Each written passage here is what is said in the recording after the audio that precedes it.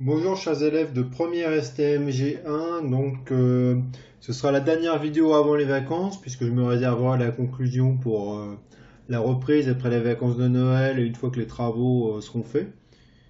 Donc ça vous verrez, mais effectivement il y aura une petite évaluation sur le grand 1 et le grand 2, mais pas cette partie-là. Cette partie-là je la garderai pour une évaluation plutôt complète, plus complète après les vacances. Une fois qu'on aura tout terminé, notamment que vous m'aurez rendu et que j'aurai corrigé un travail que je vais vous donner à faire sur le sujet d'étude sur lui. Donc ceux que j'ai vu cette semaine, forcément, ils savent déjà de quoi je parlais. Les autres, vous le verrez la semaine prochaine. Donc même procédure que la dernière fois. Je compte sur vous pour prendre en note le cours, puisque forcément, inévitablement, après la vacance, il y aura une évaluation qui portera aussi là-dessus. Et je ne le reprendrai pas complètement au cours, j'en parlerai. Mais voilà, vous savez comment ça marche, les cours comme ça, vous pouvez les prendre en note vous-même. Alors, on commence donc avec cette carte. Cette carte, c'est en fait les résultats de l'élection présidentielle. Le deuxième tour, donc en 2017. Et cette carte, ce qui est très intéressant, qu'est-ce qu'elle nous révèle, c'est que le vote en bleu, c'est les communes où Marine Le Pen a été majoritaire, et les communes orange, c'est les endroits où Emmanuel Macron a été nettement majoritaire. Et ce qu'on constate, c'est que toutes les villes, et notamment toutes les grandes métropoles, on voit donc notamment Paris qui s'étage, on voit Rennes, on voit Caen, on voit Nantes, Bordeaux, finalement, toutes ces villes-là, quasiment, elles ont voté pour Emmanuel Macron. Ce qui fait dire à certains qu'Emmanuel Macron, c'est un peu le président des métropoles. Et même depuis le début, dans les Gilets jaunes, ça s'est vérifié. Il y a eu cette plainte d'un président qui serait trop urbain, trop connecté à une mondialisation qui se trouve dans les métropoles, avec donc l'idée qu'une France qui réussirait, une France qui s'en sortirait avec la mondialisation, qui serait donc la France des métropoles, et une France qui serait donc nettement plus en difficulté, ce serait celle des territoires ruraux. Ça, c'est important. C'est pour ça que, comme vous le dites, comme la majorité des pays du monde, la France connaît elle aussi une métropolisation. Les grandes villes gagnent en puissance et en influence au détriment des villes moyennes et des espaces ruraux profonds. Les espaces ruraux profonds, c'est ceux qui sont loin de la ville, par opposition aux espaces urbains, finalement, assez proches. C'est une réalité que vous pouvez connaître en tant que jeunes gens qui viennent étudier à Caen, c'est qu'effectivement, il y a les espaces ruraux qui sont relativement proches de l'agglomération caennaise, ça va plutôt pas trop mal. Dès que par contre on quitte un petit peu 20-25 km, dès qu'on avance plutôt vers au-delà de Falaise, au-delà de Bayeux, au-delà de Lisieux, là par contre on entre dans un espace rural profond beaucoup plus en difficulté que ce qu'on peut avoir dans la plaine de Caen qui est majoritairement très connectée à la ville. Donc ça, effectivement, c'est pas une spécificité française, c'est quelque chose qu'on retrouve dans quasiment tous les pays, cette espèce de divorce entre la France, entre les métropoles et les ruraux. C'est un truc qu'on retrouve même d'ailleurs aux États-Unis, hein. Le vote Trump, il ne veut pas dire autre chose qu'un vote finalement de l'Amérique plus rurale, l'Amérique plus éloignée des métropoles et qui a plus peur de la mondialisation. Donc effectivement, la spécificité française, donc, c'est que si on compare la France aux autres pays développés, la capitale est d'une taille disproportionnée. L'agglomération parisienne, elle est 6 fois plus peuplée que la lyonnaise, donc l'agglomération lyonnaise, sa Dauphine, donc le numéro 2. C'est un écart inédit. Il n'y a pas autant d'écart dans aucun autre pays développé. On trouve ça parfois dans les pays pauvres, mais finalement, dans les pays développés, il n'y a pas un écart pareil. C'est pour ça que vous avez un historien qui avait parlé de Paris et le désert français. Ça, on y reviendra, mais on a essayé plutôt de le corriger par la suite. Donc effectivement, Paris elle a concentré toutes les fonctions déterminantes du pays. C'est la capitale politique, on a l'Élysée, l'Assemblée nationale, plus des institutions internationales. C'est la capitale économique avec la Défense, notamment, qui est donc le plus grand quartier, le deuxième plus grand quartier d'affaires d'Europe après la City de Londres, et qui espère bien d'ailleurs récupérer une part du gâteau maintenant que Londres va sortir avec le Brexit. C'est aussi une capitale culturelle avec notamment le Louvre, qui est le plus grand musée du monde. Elle concentre toutes les fonctions qui font, donc, qui donnent des atouts, qui donnent de la richesse à une ville. Par contre, évidemment, il ne faut pas croire que Paris est totalement riche. Quand la majorité des grandes métropoles, le revenu moyen et le coût de la vie sont plus élevés que dans le reste du territoire. C'est un fait. L'Île-de-France est de loin la région la plus riche si on divise finalement la somme des richesses produites par le nombre de ses habitants. Elle est essentielle à l'économie de la France. Par contre, les inégalités restent fortes.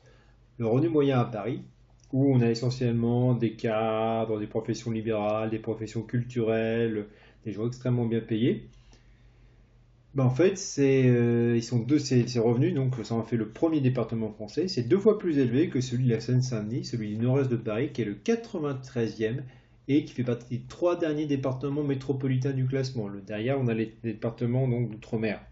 Ce qui montre bien qu'il y a des inégalités de richesse faramineuses et ça remonte pas, ça remonte pas, remonte à loin, puisqu'effectivement, dès le 19e siècle, on avait vu cette différence entre un Paris ouest qui était plutôt bourgeois et un Paris est qui était plutôt ouvrier. Aujourd'hui, ça se décale. Maintenant, Paris en elle-même est de plus en plus finalement un repère de bourgeois, de gens extrêmement riches ou de bobos, donc de bourgeois bohèmes, donc de nouveaux riches.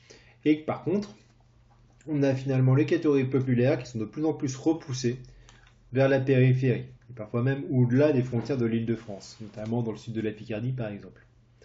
Avec des anomalies comme par exemple Versailles, qui est l'une des communes les plus riches de France, qui va être très près de la ville de Trappes, qui est au contraire l'une des plus pauvres. Donc évidemment, Paris elle est en concurrence avec les autres villes globales afin d'être la plus attractive. C'est le petit diagramme que vous avez là, c'est un top 10 des cités, des villes, donc avec des classements. Donc vous voyez, donc en violet c'est l'économie, en bleu foncé c'est la recherche, en rose c'est la culture, en bleu clair c'est la vivabilité si la ville est agréable, en vert c'est l'environnement et en jaune c'est l'accessibilité. Aujourd'hui Londres est la mieux classée, Paris est quatrième. Et ce qu'on relève c'est qu'effectivement ça reste quand même un classement très très honorable, hein, quatrième mondial finalement, derrière Londres, New York et Tokyo. Effectivement, cette concurrence entre toutes ces villes, elle est vraiment importante. Les JO 2024, il faut les comprendre en tant qu'outil de promotion géant finalement pour la ville de Paris qui va montrer donc sa réussite, sa capacité à séduire. Alors, par contre, comme je vous le disais avant, on parlait de Paris, le désert français. C'est plus vraiment vrai. Le poids de Paris il est de plus en plus contrebalancé par les autres métropoles du territoire qui se sont développées ces dernières années. La politique de décentralisation, donc en fait l'idée que en fait au lieu de donner tous les pouvoirs à Paris, on va les décentraliser, on va donner plus de responsabilités, plus de pouvoir économique aux autres grandes villes. Un exemple typique de ça, c'est par exemple l'installation de l'usine Airbus à Toulouse, c'est-à-dire pour développer la ville de Toulouse et ça a très bien fonctionné. Ça a permis donc aux régions et aux grandes villes de province de gagner en compétences et effectivement de s'organiser pour avoir elles-mêmes leur propre tissu métropolitain, qui est plus ou moins fort. Un autre exemple qui le montre bien, c'est le réseau autoroutier. Ce que vous avez à gauche, c'est le réseau autoroutier en 1980. Vous voyez, les autoroutes, il y en avait très très peu en 1980. Et même finalement entre 70 et 80, ce qu'on voit, c'est que c'était un réseau en étoile. C'était construit effectivement donc essentiellement autour de Paris. Les autoroutes province-province étaient très très rares. Maintenant, aujourd'hui, et ça c'est quelque chose dont vous tirez bénéfice quand vous serez conducteur probablement, surtout par exemple si vous allez étudier à Rennes où l'autoroute est gratuite, c'est qu'effectivement, donc, on a de plus en plus de liaisons autoroutières de province à province, donc qui permettent aux grandes villes de province d'être connectées sans passer par Paris. Alors, ce qu'il faut comprendre par contre, c'est que le dynamisme des villes, ça reste inégal. Le poids de Paris, il a tendance à étouffer la croissance des villes du quart nord-est du territoire. Globalement, ça va finalement de ce qui est la route Normandie jusqu'à la Lorraine, en passant par finalement, par exemple, Le Mans, Orléans, Troyes, etc., et même Caen quelque part. Hein. C'est des villes finalement où la croissance va être relativement faible. Et c'est ce qu'on retrouve d'ailleurs dans toutes les villes moyennes. C'est qu'en fait, ces villes-là paraissent trop proches pour qu'elles se développent. Les deux exceptions étant Lille et Strasbourg. Par contre, les villes qui vont se développer extrêmement rapidement, c'est les grandes métropoles éloignées de Paris. Les villes qui connaissent la plus forte croissance aujourd'hui, par exemple, c'est Rennes, Nantes, Toulouse, Bordeaux, Lyon et Montpellier aussi, même si le poids est un peu moins important. Mais effectivement, c'est les villes éloignées de Paris qui tirent vraiment bénéfice.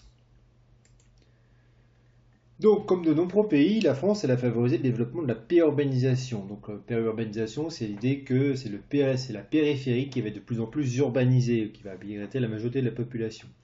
Effectivement, la majorité des habitants de l'aire urbaine, ils habitent dans les communes périphériques, alors que les centres voient leur commerce en difficulté. Par contre, le Covid pourrait inverser certaines tendances et inciter de nombreux Parisiens à rejoindre les villes moyennes où la propriété est bien plus accessible. Par contre, ce qui est en fait en crise, ce que j'ai pas mis, c'est que les espaces ruraux, les espaces éloignés des villes, c'est ce que vous voyez en bleu, Par contre, eux sont vraiment en très grande difficulté, puisqu'effectivement, bon, bah, ils n'attirent pas. Et vous avez quelques villes comme Nancy, par exemple, qui sont relativement ou des endroits assez déprimés, où finalement la population a tendance à diminuer. Nice, c'est un petit peu particulier, c'est à cause du vieillissement de la population qui est assez fort.